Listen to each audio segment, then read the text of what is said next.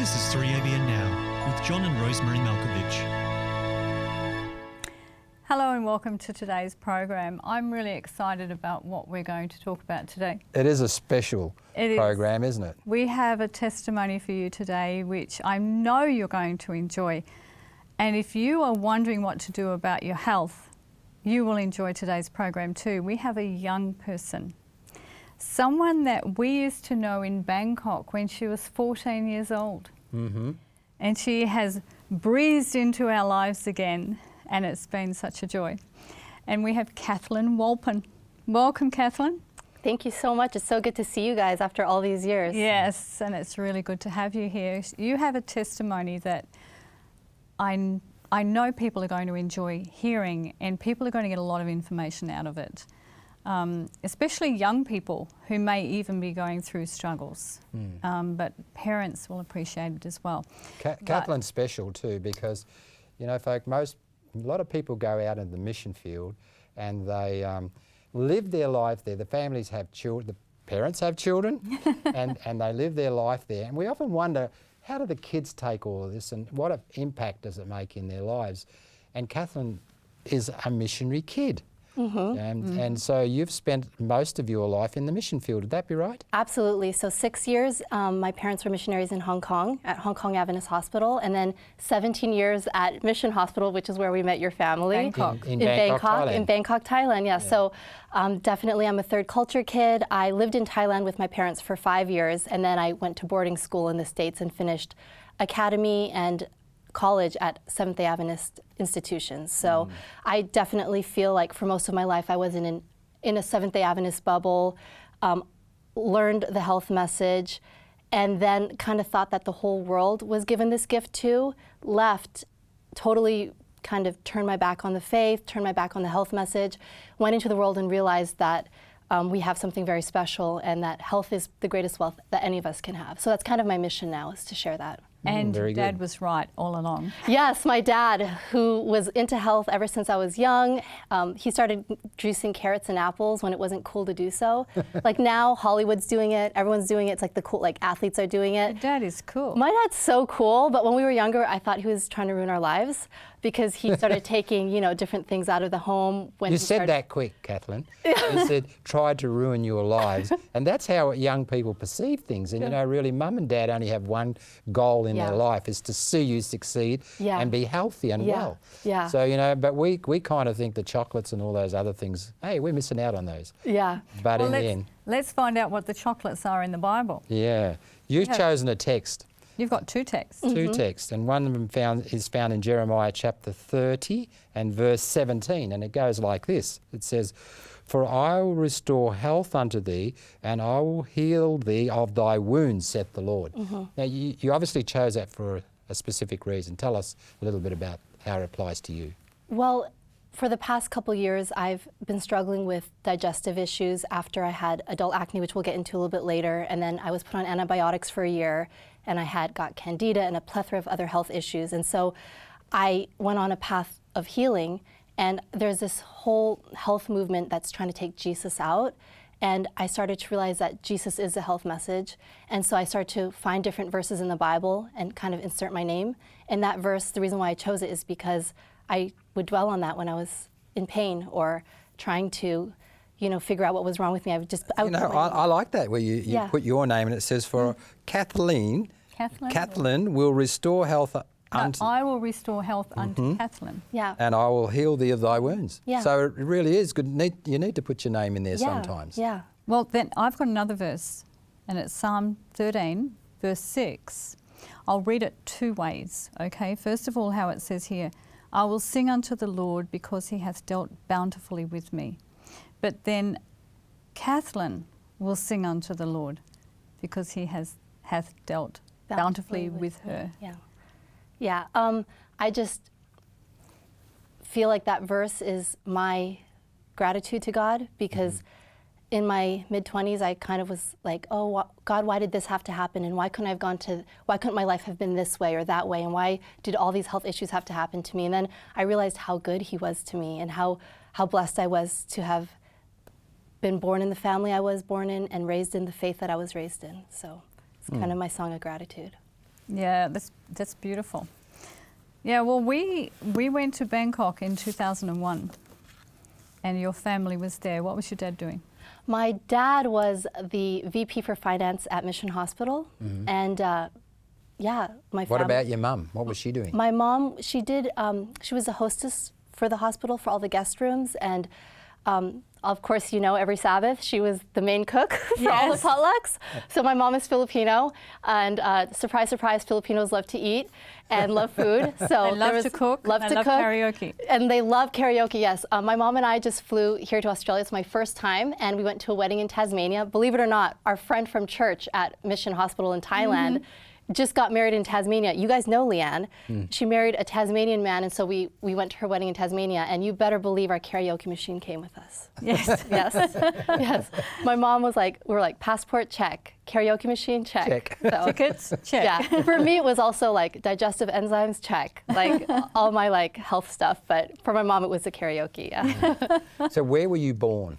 I was born in the Philippines, Okay. Manila, Philippines. I never lived there. My parents were actually living in Saudi Arabia at the time, and they were working at Because that's where they met. They isn't it? met, yeah, and they were working at King Fahad Hospital.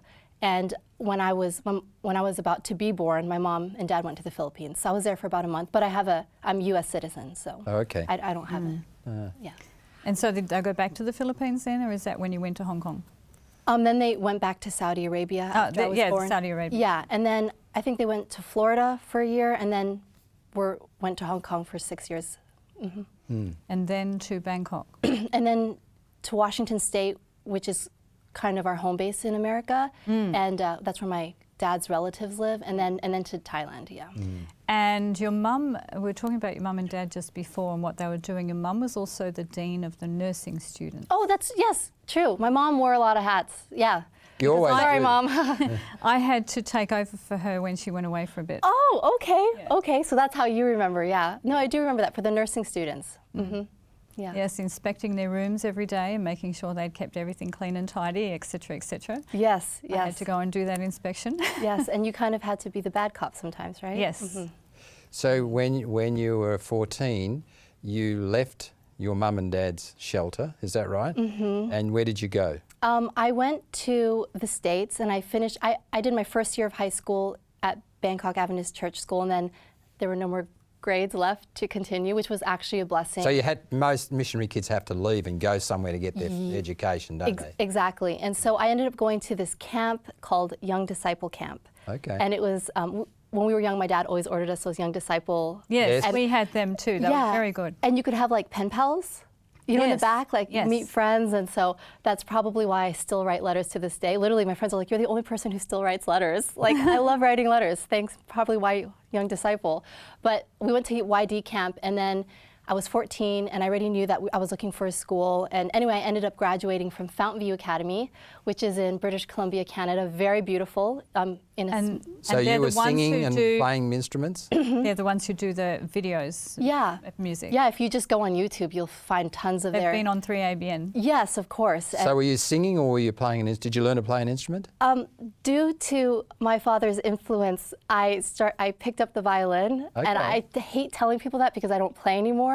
But I heard that the orchestras that they traveled, so I wanted to travel. So but I loved Fountain View.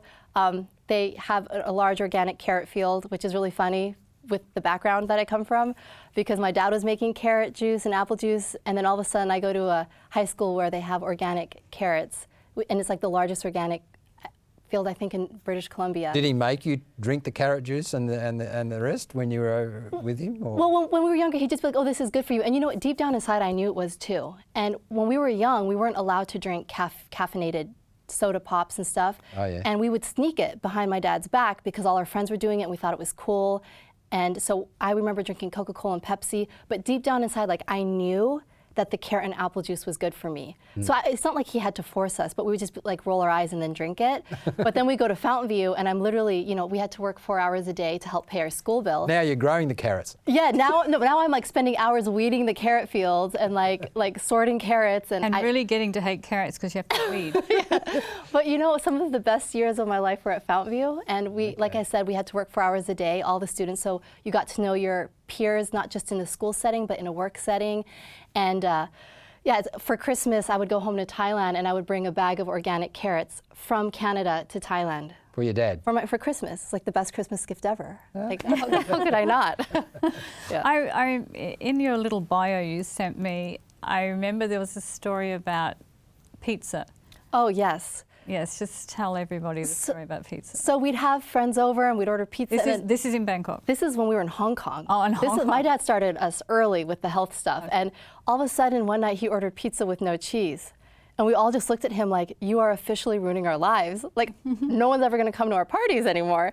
But he was like, oh no, he's like, I've been reading up on it, and cheese is causing acne, it's just causing all these disease, all these kinds of health issues. And as a young person, you don't really understand.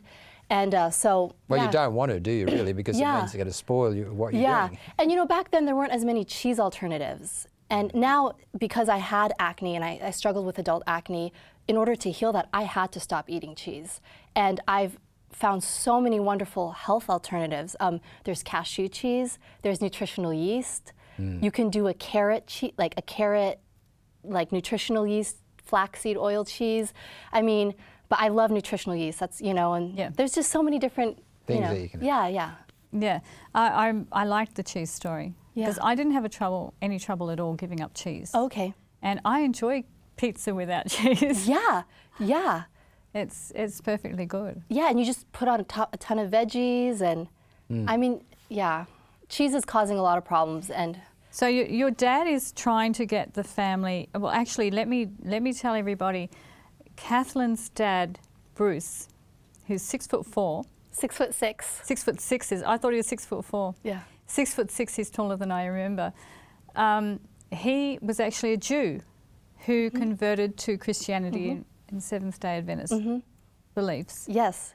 So he's learning the health message, and he's trying to get your family to do all the right things, but you're not appreciating it as a young person. No. Yeah. Well. And with your friends, you're doing all the things your dad doesn't know that you're doing. Yeah. Well, Bangkok, Thailand. Grew up in the city. And there's all that street food, all that meat street food. And, he used to talk about MSG, and I didn't understand it then. But I became addicted to street food because they were putting, like, the noodles, and, I was eating, like, meat off the street. And off the street? Off the street. Off the street. The street vendors. Vendors, yeah. We knew it. Yeah. And, I just think that because all my friends were eating it, and they made, kind of fun of vegetarians. I didn't understand. But my dad would then take us on all these trips. We traveled a lot, and he would take us to all these, like, institutions with, like, vegan food and vegetarian food. And so I was exposed to it, and I did appreciate it. Like, I tell you in my bio that I was, like, rolling my eyes, but deep down inside, I knew it was special, And I liked that I kind of was exposed to that. Yeah, and at Fountain View, what did they have there, apart from the carrots and the music? Yeah, I worked in the cafeteria too, and we had a vegan cafeteria, and we had vegan pizza, we had vegan stir fry. For breakfast, we had toast, cereal, crisp, pancakes, waffles. I mean, look, you go on the internet, you can veganize anything. You can pretty much veganize anything, But you didn't know that. Well, I knew it. I mean, I just was so young. I mean, I was just like, where's that Snickers bar in my dorm room? If I just wanted to go to my dorm room and eat junk food because I was a teenager and I was healthy and I didn't have acne and I was young and fit, it's kind of, and we'll probably get to that, it's when you start to lose your health and your energy. Health really is your greatest wealth, and when you start to lose that, nothing else matters, and you will do anything. People, today people are desperate. People who are sick are desperate to get healthy, and I understand that because I was desperate to get healthy. I was 25 when all my health issues started. That's not too young. That's too young. That's not normal. That's not right. And I just said I was raised better than this. Than to go down a path where I'm abusing my body with bad food, alcohol. I said I was raised better than this. So that's when I kind of turned my life around, and I saw a documentary called Fat, Sick and Nearly Dead, which we'll probably get to, which an Aussie man, Joe Cross, made the film, and now I'm in Australia. So Joe Cross, if you ever watch this, shout out. But yeah, Fat, Sick and Nearly Dead was kind of that turning point where I was like, oh, my dad wasn't crazy. Yeah. Before we get to that, you had some interesting experiences after finishing at Fountain View. You went to Southern, you went to Pacific Union College, you went, what were you studying there? Okay, so yeah, I left Fountain View, and most of my friends and my family were Southern people, so I went to Southern my freshman year. I actually went to Newbold College my sophomore year, and then that was in England, and then I finished up at Pacific Union College in California. So you know how people go island hopping? I went college hopping, yeah. And I pretty much went from a very conservative college to very kind of, I don't know, I don't want to like offend any colleges, but to a more liberal college, to a kind of middle. So I just kind of felt like I had experienced it all, and I had kind of grown up in an Adventist bubble. And yeah, you know, like most Adventist young people, when you get to college, you kind of go a little wild and you want to just live and party like the world does. And so I started to party like a rock star because, you know, I was in college. And looking back, I see what harm I did to just not my body, but my soul. And I've been 5 years sober now, and I haven't had any alcohol. And to tell you the truth, a lot of my friends that aren't even Christian are starting to see the benefits in that. And alcohol is just kind of ruining societies, ruining people's lives. And I used to be afraid to speak up about it because it's, you know, you kind of don't want to be the person who does that. But with how many people are dying from drunk driving, how many people are dying because they're killing their bodies, I just, how can I not, you know? Yeah. So you've gone from a home where your dad's teaching you about eating carrot juice, or drinking carrot juice and apple juice, or both together, eating pizza without cheese, not eating in between meals. Okay, Dad and Mom didn't really do That was at the college. That was at Fountain View, yeah. Fountain Dad View. and Mom, you still need to work on that, but yeah. That was at Fountain View. You had to end up doing that. But you had your dad was continually trying to teach you health habits. You end up at college, you start drinking alcohol, you're eating meat. Oh yeah, junk food, fast food, everything, In-N-Out, Taco Bell, yeah. Everything that your dad didn't teach you to do. And so you're living a completely different life. Are you walking with God? You know, that's such a good question. I never really, I actually didn't really want to go to church anymore, and I was just so like disillusioned by Adventists. I thought they were all hypocrites, and I thought that Adventists were just too strict and all that stuff. But deep down inside, when I had some pain in my heart or in my life, which we all do, and especially in college, who would I pray to? Who would I turn to? I turned to God. And I, you know, because I went to schools like Fountain View where we started every morning with devotionals, that was still a part of my life. And I remember even when I was like partying and like, I'd be like, oh, I want to read a devotional, you know? And I have to add something I didn't put in my bio. When I was in college, you asked me what I studied. I started out with broadcast journalism and then ended up at PUC where they didn't offer that. So I finished with communications and I worked in their PR enrollment department. But when I was a student, as a communications major, we each had to take a persuasive communications class. And the teacher got to pick the subject that we had to talk about. And the subject and you had to write, edit, memorize, and then deliver a 10-page speech. It's not like a one-page speech. It was like memorize. Memorize, write, edit, research. And he's like, and the topic, and he didn't choose it actually. It was like this organization called the Christian Temperance Union, Women's Christian Temperance Union. They're not even SDA, but they're just a Christian faith-based group. They had different colleges send their kids, and they got to choose the topic. And it was, why should you completely abstain from alcohol?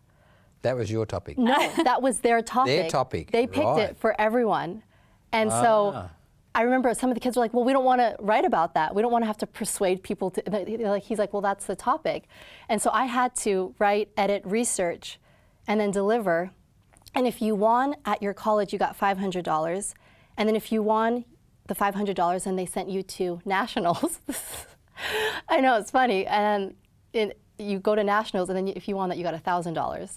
And so I was like, you know, I could use a little extra money. I'm a broke college student.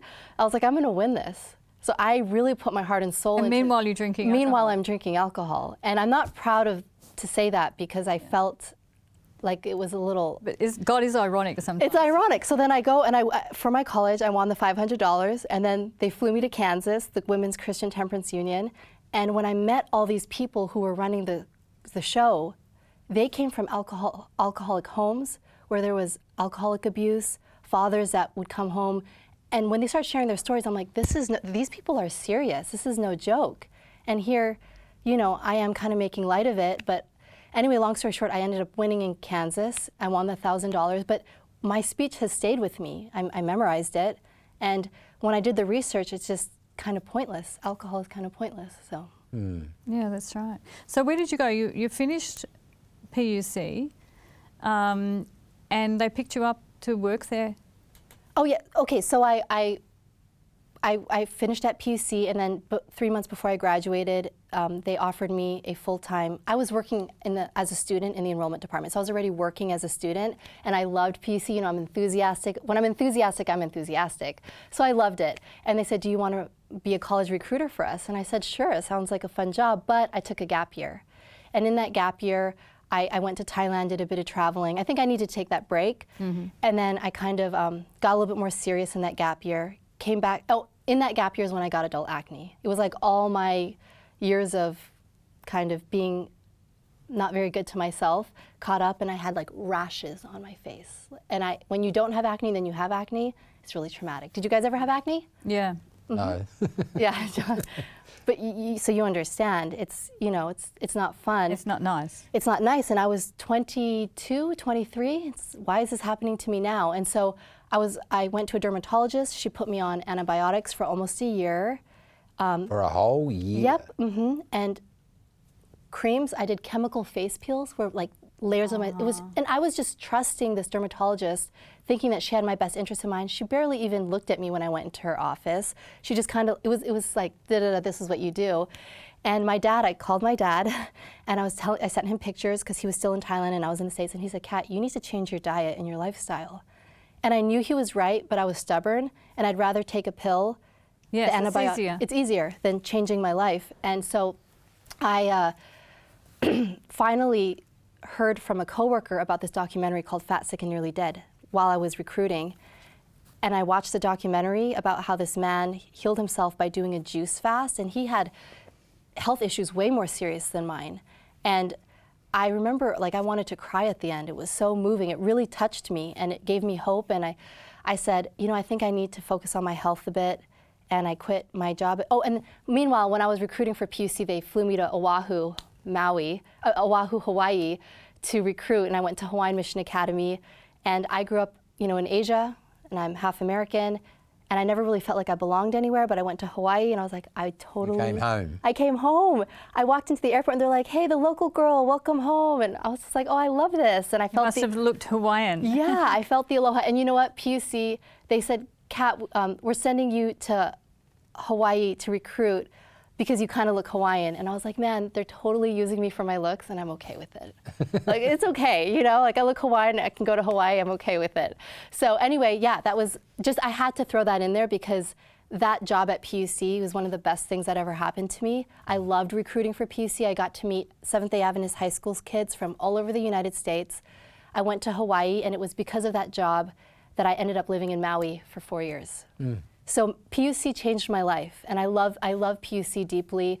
I'm still in touch with all of my friends, most of my friends from the college, and the staff there are great. Yeah. Even learning bad habits, it was still a great experience. Of course, yeah. And you know, I have to say, I didn't learn my bad habits at PUC.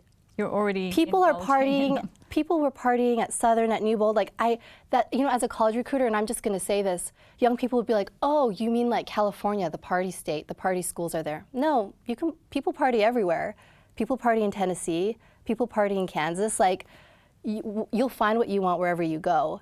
And so whatever you want, you'll find wherever you go. So I loved PUC, and I really enjoyed my time. Are the things that they find necessarily fine and okay and good? I'm sorry. Are the things that they find at college necessarily good, or can they be bad? Oh, they can definitely be bad. I mean, you can go to the most conservative Adventist college, and if you want to find crack cocaine, you will find crack cocaine. Do you know what I mean? Like, if you go to the most liberal Adventist college and you want to be a vegan, vegetarian, hippie, earth-loving, you can do that too, you know? And so you'll find what you want. So it sort of depends on who you find your friends to be? Oh, yeah. I just read a book called Friendfluence. It's not even Christian, but it's saying you're the average of the 5 people you spend the most time with. And I read this about 5 years ago and started to really think about who I spend time with. And who you date in college will influence your habits incredibly.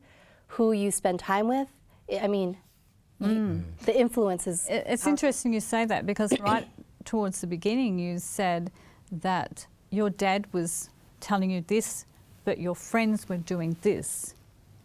And so, you know, drinking soda when your dad wanted Yeah. you to drink carrot and apple juice, but your friends were drinking soda. Yeah, So you drank soda. yeah, No, so they have a great influence. yeah, yeah, definitely. So where were we? You're in Maui. Okay, Maui, yeah. No, but where were we in my story? Oh, no, so then the fat, sick, and nearly dead thing happened. Can I just share that really quickly? I watched the documentary. I bought it for my dad. I was like, Merry Christmas, you were right. I had to change my diet this whole time. But I bought a juicer, an Omega 8006. I don't know if anyone cares, but I bought a juicer and I started juicing. I went totally plant-based, cut out meat, cut out cheese, cut out wheat. And I know that it sounds like I'm cutting a lot of stuff out, but then I started to eat like zucchini and mint and eggplant and tomatoes. Like there's so many vegetables, and you know, in Thailand, so many fruits, mangoes and pineapple and dragon fruit, and you know, And rambutans. Rambutan. And mangosteens and custard apples. And durian. Durian, I was gonna say it. So I never had really eaten or liked durian, and then when I became like health conscious, I can eat a little I piece of durian. can't. You can't? You can eat a little piece, I'll eat the rest. You I yes. like it. You sound like my sister, yeah. But there's so much, you know, healthy. So anyway, I started to follow the blog that Joe Cross had on his Reboot website. And one day his producer sent out a mass email to all the people. And she's like, we're flying out 12 people to New York City to share their health testimony. How much weight did you lose juicing after watching Fat, Sick, and Nearly Dead? And how did the documentary change your life? And I thought, well, I didn't really lose weight juicing, and but I did it to heal my acne, and my acne was healed, by the way. I said, maybe I'll send my story and put a little twist on it. And so I sent her my story, and she said, Kat, your email gave me goosebumps. We'd love to fly you out to New York to be in our commercial and to meet Joe Cross. So I got to meet him in New York. I did the commercial, and we all sat in a circle before we did, and everyone in the circle was like, I lost 100 pounds. 100 Yeah, and then another person's like, I lost 80 pounds. And they all look at me like waiting, and I was like, I lost 10 pounds, but that's not why I'm here. And they all looked at me I like, lost acne. Yeah, I'm like, I lost my acne. And then they were like, why are you here if you lost 10 pounds, you know? And I was like, oh no, and then I shared my pictures and they understood. But there are a lot of young girls that are struggling with acne, and a ton of money is going into all these harsh creams. And I mean, you know, there's nothing wrong with wanting to have a smooth face, but people are just spending their money on the wrong thing. So I just wanted to share with people that you are what you absorb, and what you put on your skin is also what you absorb. So, And the antibiotics you're on would have been causing more problems yeah, in your gut. yeah, and that is actually something I've struggled with for the past 5 years. I'm not kidding. The antibiotics, it was like a gut bomb, totally affected. 8 months. Almost a year, yeah. Like it was a really long time. And you know, when I did that commercial in New York, that was like my first stage of healing. My acne was healed, but I remember still, and I was learning about digestive enzymes, I was learning about probiotics, I was learning about the microbiome, and since then I've like reached different layers of my health, but I became obsessed with organic fruits and vegetables. As you know, we've been talking about organic fruits and vegetables. Mm-hmm. So you've gone through that experience. You have a desire to let other people know. Yeah. And I know there's probably a lot of young people out there listening and wondering, well, about college and what mum and dad are telling me to do and how it doesn't seem fair. But in reality, you're looking now back in retrospect and you're seeing that there was a better choice you could have made, because it really amounts to what choices you make in life. And really, you know, you've come now to the realisation, Dad was right, you know. And so as a young person, and I say you still are a young person, you know, you want others to know that. They don't have to go through what you went through, do they? I told Rosemary when I emailed her, I said, my suffering was a cause of my own rebellion. And you read that in the Bible. And by the way, during this time period, I started reading my Bible again and really following the New Start program that we grew up with. Nutrition, exercise, water, sunshine, temperance, air, rest, trust in God. I really started to follow that. Like I became not obsessed, but like I wanted to purify my life as much as possible. No more perfume. I stopped eating chocolate. I stopped wearing harsh, makeups and stuff. I started using essential oils.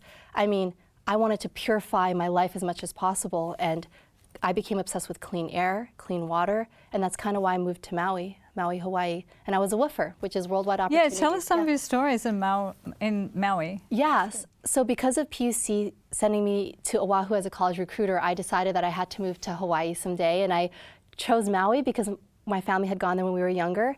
And I asked Dad, what's the most beautiful place you've ever been? And he said, Maui. And so I kind of always had Maui in the back of my head, and my mom loved Maui. And so I wanted to move to Maui, Hawaii, but I didn't know a soul. And I knew I wanted to be a WWOOF'er because I was like, I want to learn how to grow my own produce. Okay, just explain for those who don't know what a WWOOF'er is. Yeah, it's a really funny word. Yes. WWOOF'er is Worldwide Opportunities on Organic Farms.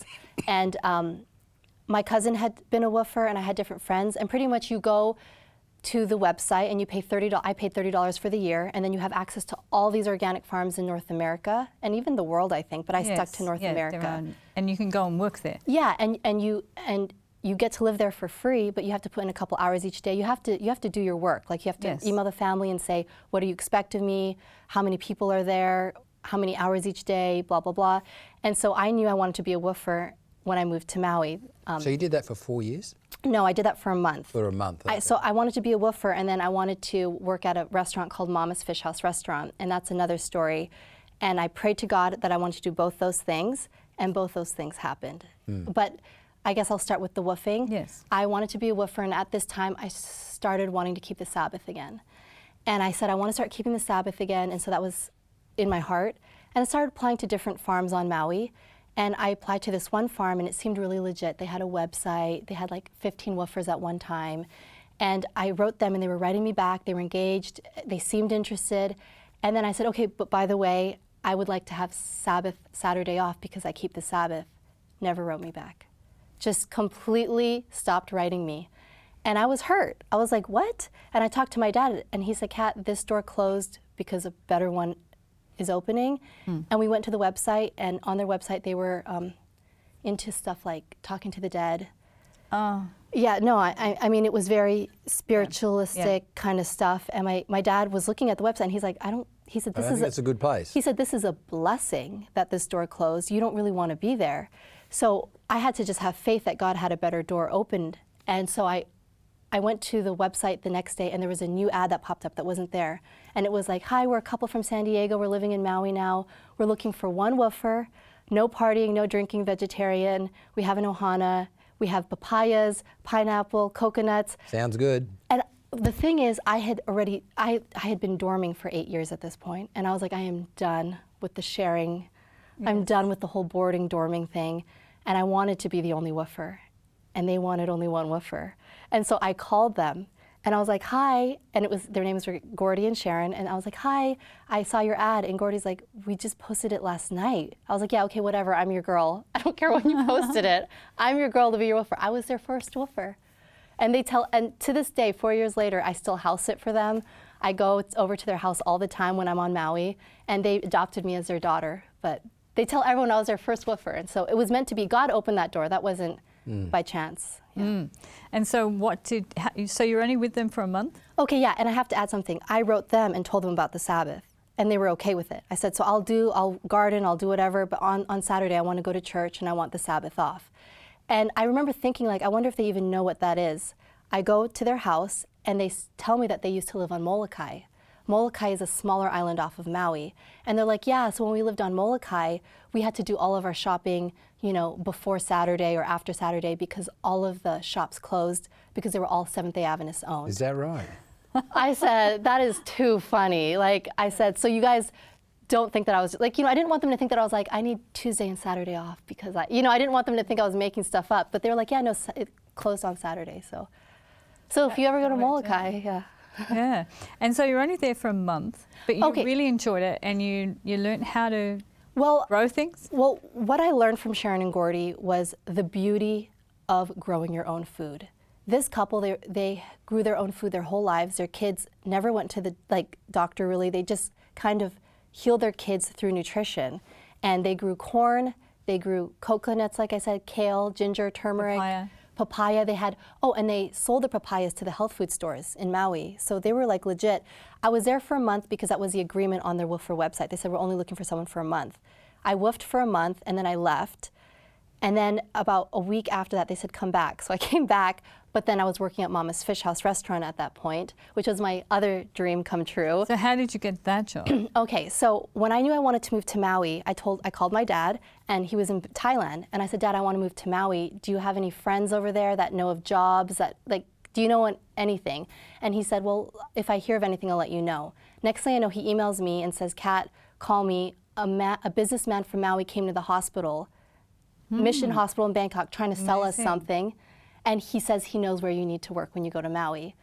And so I called my dad. My dad said, yeah, this man, Bill Riker, I don't know if he's ever going to watch this, but Bill Riker is kind of the reason why I ended up there, said that this man said, if your daughter is going to go to Maui and work in hospitality, because that's what I said I wanted to do, because hospitality is huge there, and that's like the only thing you can do there, really, unless you have, So he said there's only one restaurant she should work at, and it's Mama's Fish House restaurant. And I said, okay. And so I looked it up, and it's a restaurant right on the beach, 300 employees, 1,000 guests come through daily. 1,000 guests a day. Yeah, and amazing. A family called Floyd and Doris Christensen started it. Lovely family. I met some of the best friends I have to this day at that restaurant. I worked in the office. So I worked in the office, and I also worked as a hostess. And it's very busy. It's the #1 restaurant on Maui. And anyway, so that door opened, and so I did that. That's exciting. Yeah, it was really exciting. Is that when you gave up eating fish? That's when I gave up eating fish, yeah. When I said I went totally plant-based, I guess I was eating fish a bit, and eggs. And even now, I'm not 100% vegan because I do eat eggs. It's the Filipino in me. But I did stop eating fish at Mama's Fish House because the stench and the mercury in the fish, and I don't know. Yeah, that's right. Yeah. A lot of people don't think about it. But fish it's can just actually that be full of as I'm listening toxin. to you, you've walked your way through life and you've experienced all these things, and I'm sure someone's out there, maybe somewhere on the road where you've been through, but the end result is you've changed your life.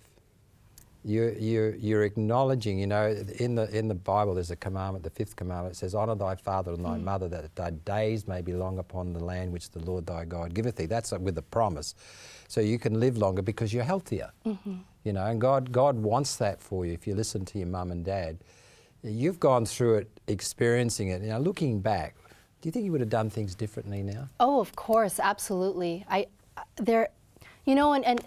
I don't want to look in the rearview mirror too much because then you're not going to look forward. But I am one of those people. There's a quote I love. It says, you should only look back to see how far you've come.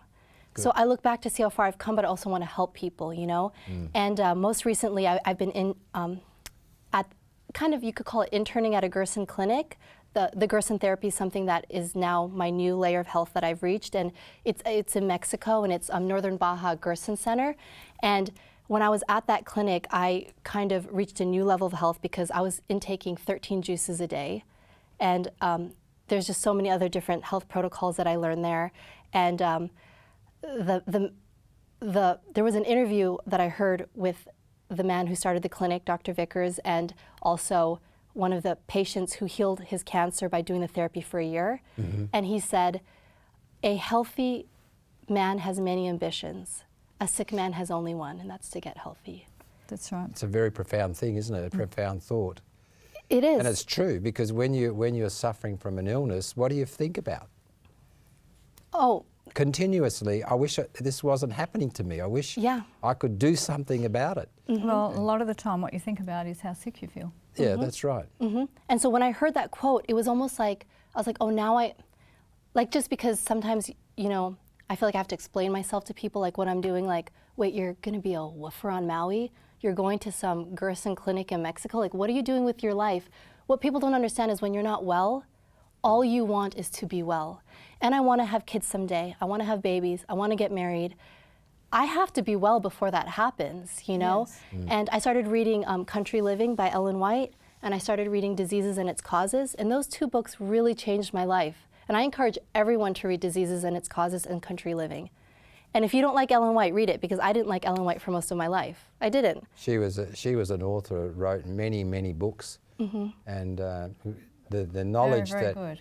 that she recorded in her books are really now being proven by science. Yeah. So, you know, the evidence is there. We only need to open our eyes and have a look. You know, I thought of this thought. You said, you are, I heard this saying once, you are what you eat, don't eat dead meat. You get it? I like that. That was on a T-shirt from the Vegan Society in the USA, yeah. and Dr. Winston Craig was wearing it when he had his 50th birthday quite a number of years ago, and I just loved that T-shirt. It just spoke amazing words. Yeah. You are what you eat. Don't eat dead meat. Yeah.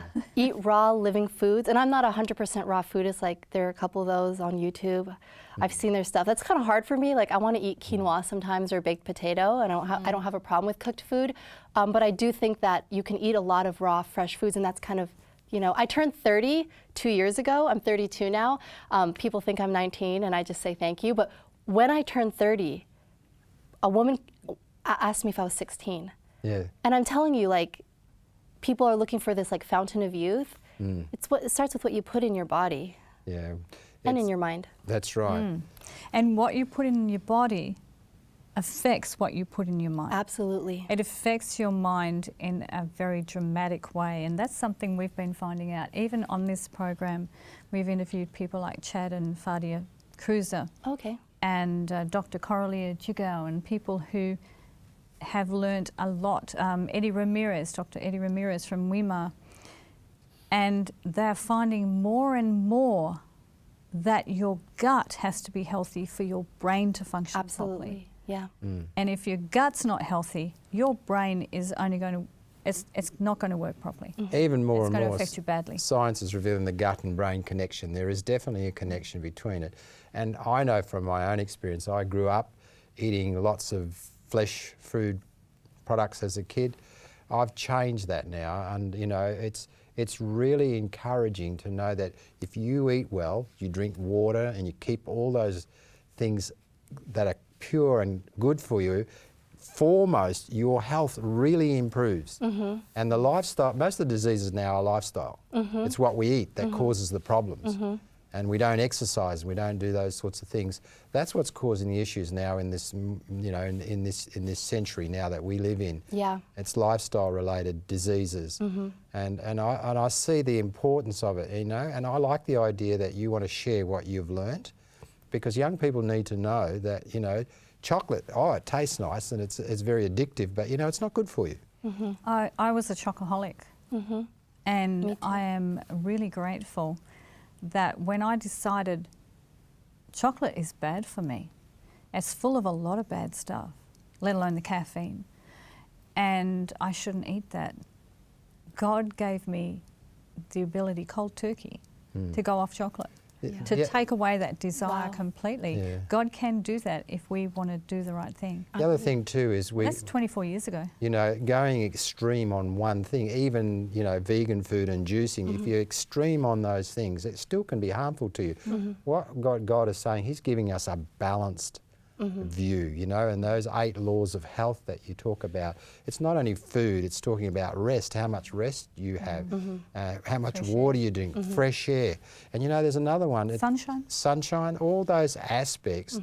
When we see a creator God who made us, He knows what's best for us. And we've just got to be willing to say, well, God, if you made me, what is it that you want me to do in my life so that I can live healthily? And you know what? It's very simple. God's diet is very simple. His whole, you know, He gave us rest, you know, sleep the normal hours that you're required to sleep. All the pressures and anxieties, they disappear when we follow those basic principles that God has given to us to be a happy, healthy and normal person. Yeah. Isn't there that verse, taste and see that the Lord is good? There is. Taste, not just say taste. God wants us to taste. Imagine how good the mangoes are going to taste in heaven, you know?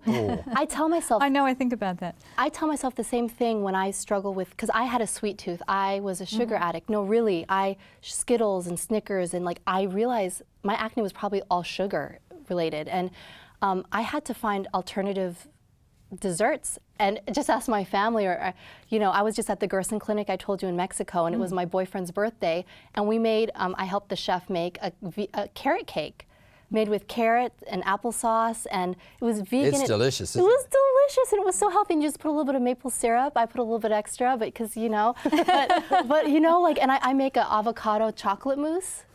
Have you tried it yet? No. I might have to make it for you while I'm here. Chocolate mousse? It's avocado, and I use carob. Yes, so do I. Carob or cacao, but you know, honestly, the caffeine in cacao makes me kind of at night, like I can't sleep. Same difference. Yeah, It's, so it's the same thing as so I've been into taking the chocolate. yeah. Oh, it is. Okay, well, I just learned. Okay, yeah. So carob, I do carob, and then you get the avocado, maple syrup, and you can put a little bit of coconut. You know, even though I learned, I was eating a lot of coconut butter and coconut oil, and at the Gerson Clinic, I found out that too much coconut oil isn't actually very good. That's what I was saying earlier. It's a balance. Yeah. You can have too much even of good Yeah. as well as bad. So Yeah. it's really knowing what is best for you and staying with that. And it's not extremes. Yeah. It's It's- just being moderate in all things. Yeah, well, actually, it's moderation in that which is Good. and abstinence in those things that are not good. Yeah.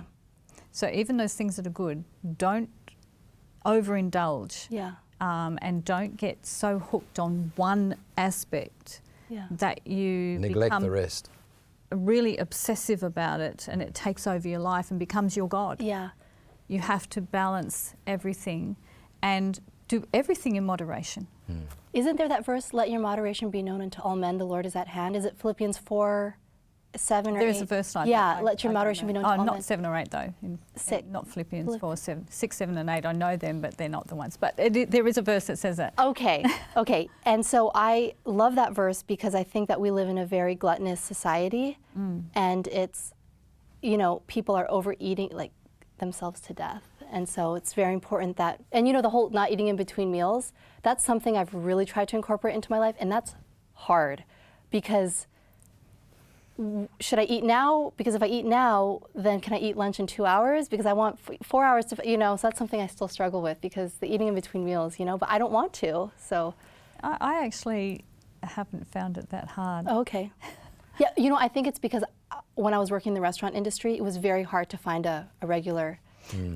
Your dad told me one time when he rang, because he's rung a few times, or we've rung him a couple of times, and he was saying that when you were working at the restaurant in Hawaii, that he was really proud of you for telling them that you wanted the Sabbath off. Oh, wow. I never knew that he thought Yeah, that. but that's what you did, isn't it? Yeah, I did. I told the restaurant, because if I was going to tell the woofing people, then I'd have to tell the restaurant. And I said, I want to. And that's really hard to do in a restaurant. Yeah, to tell them. And it's really hard to do when you are alone and you don't have like your principal. Like I grew up in Adventist schools, Adventist bubble. My dad always made that decision for me, or the schools always made that decision for me. All of a sudden, Now you have to do it yourself. I had to do it for myself, and people were like, okay, so you're like some kind of Cinderella. Like as soon as the sun goes down, like you can't work, but then you come back on Sunday, like all refreshed. Like what's going on?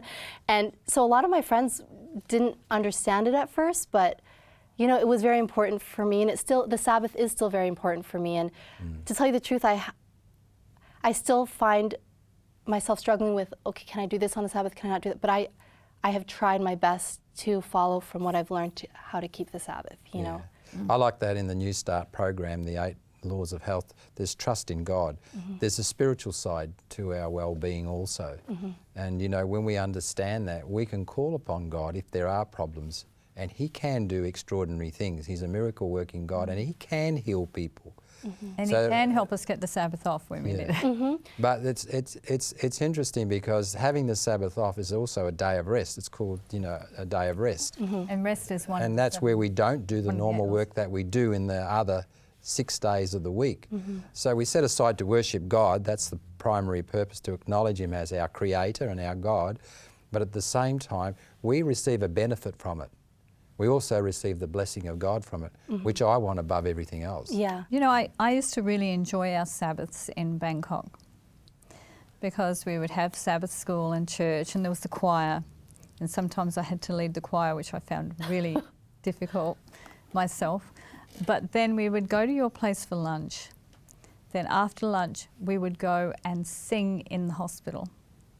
Do you remember doing that? Oh yeah, I do. And I do, yeah. every Sabbath we would be going to all the wards and singing in the hallways and going That was a big in hospital too. and praying for the patients, Yeah. praying with them. And you know, there were two old ladies, you may remember them. One had been a doctor at one stage, but they were basically confined to their hospital bed now as really old ladies. They're in the same room, and they always appreciated us going in there. The one who had been the doctor was starting to lose her mind, but the other dear old lady used to love to see us, and we would pray with them. They were Buddhists, but they appreciated our prayers. And do you know, when we left Bangkok and we went back in 2003, we left at the end of 2001, we went back in 2003, and that old lady was still there, and on Sabbath we joined the group and we went and prayed, you know, we sang in the passageways, the same Thai songs and English songs that we used to sing, and it was just a beautiful way to spend Sabbath. It's a perfect way to spend Sabbath. And when we went into that room, she lit up and she started speaking. And the Thais there said, she recognises you and she's so excited to see you again. This is, you know, nearly 2 years later. Wow. And that's really she special. recognised us as having been going around and singing all those Sabbaths when we were in Bangkok, and she was so happy. That's so special. It was very Sabbath, very special. I didn't think she'd ever recognise us. Wow. Yeah, yeah. You know, there's a lot of great things to do on the Sabbath. Like you mentioned, singing, and one thing I did when I was on Maui, because I sometimes didn't have a lot of people to keep the Sabbath with, I would just go on hikes. And I started to really appreciate my alone time at this stage of my life and just memorize scripture, which I know I got the scripture wrong earlier, so I obviously have some work to do with memorizing my scripture. But I love to memorize scripture and even some Ellen White quotes and just quotes and go for walks. So, and like you said, you know, singing for people who aren't well. And like you said, it's a day of rest, and it's a day to make other people happy. Yeah. To worship God, and to let people know that God cares for them by showing them that care. Yeah, absolutely. We like to visit people on Sabbath, don't we? Yep. But right now, it's time that we have to give you our contact details. I hope you're enjoying our talk with Kathlyn Wolpin. I'm enjoying it. And if you want to contact us, whether it's about this interview, things that we've spoken about, or you just want to contact us anyway and maybe donate to help us keep on going, then these are the details where you can contact us. If you would like to contact 3ABN Australia, you may do so in the following ways. You may write to 3ABN Australia, PO Box 752, Morisset, New South Wales 2264, Australia. That's Post Office Box 752, Morisset, New South Wales 2264, Australia. Or you may call 02 4973 3456. That's 02 4973 3456 from 8:30am to 5pm Monday to Thursday, or 8:30am to 12pm Fridays, New South Wales time. You may also email us at mail@3abnaustralia.org.au. That's mail@3 ABN Australia, all one word, .org.au. Thank you for all you do to help us light the world with the glory of God's truth. I hope you've wrote those details down and that you do contact us, because we love to hear from people who are watching any of our programs that we make here in Australia on 3ABN, and we're really glad that you enjoy this program. A lot of people tell us they do, don't they? That's right. So please contact us. We're talking with Kathlyn Wolpin from the USA. From everywhere. Well, from everywhere. She's a missionary kid. International, third world kid. Yeah. And we're talking about how God has helped her with her health by bringing her home to His message of health. I want to ask you a question. What do you think about your dad and what he tried to teach you and what you have learnt now as you've grown up? Well, I think the greatest role anyone can have is to be a parent, and I'm appreciative to both my parents for the life that they've given me and the faith and home I was raised in. Yes. What I think of my dad now is that he's like the coolest person I know, and I know that he's going to be in heaven, and I sure want to be there with him. So. And you were saying before to us that he's the person you always call, and he's always there for you. And the one person you can rely on to help you out in any situation, no matter where you are in the world. Yeah, sorry, I cry every time I talk about my dad. And my mom too, they're both very special. Yes. But, you know, a lot of people say, why aren't you married yet? How have you not been married yet? First of all, you know, just with the life I've lived, I move around a lot, but my health issues, but also it's hard finding someone who's as amazing as your dad. And when I think about how wonderful and loyal he is, just not just his family, but to God first, that's very special. And I think that the greatest gift I can give my child is to marry someone who will be as good as a father to them as my father has been to me. So you look back and you look at the qualities of your dad. Those qualities really reflect the character of God. Oh, absolutely. You know, and so, you know, if we as parents can emulate to our children and reveal the character of God, we've achieved a lot. Sometimes as we're blind as children, we don't see it. You know, we don't see what God is trying to do for me, or what Dad is trying to do for you, or your mum is trying to do for you. They teach and do the best they can. Yeah. You know, Kathleen, there's probably some young people that are watching this program, and you know, you've gone through a lot, and you realise how important it is to listen to mum and dad. What would you say to a young person now if they're struggling with things, thinking they're missing out on the good things this world is offering? Yeah, I think that what I would tell a young person who probably wants to rebel or doesn't appreciate their mom or dad is just to say that go travel to some third world country, be alone for a bit, don't stay in the comforts of home, do a gap year, see how most of the world lives, because we are so pampered in our first world countries, and you'll see how hard your parents have sacrificed for you. And also read the Bible, because the Bible says to honor your parents, to honor your father and your mother, and someday you're going to be a parent too, so, you know. Well, what you need to do is listen to your mum and dad. Even if you want to do other things, know that they are looking out for your best good and trying to help you. Yeah. I hope you've really enjoyed this talk with Kathlyn. I know that I have, and I appreciate what she has to say to us, and we'll see you next time.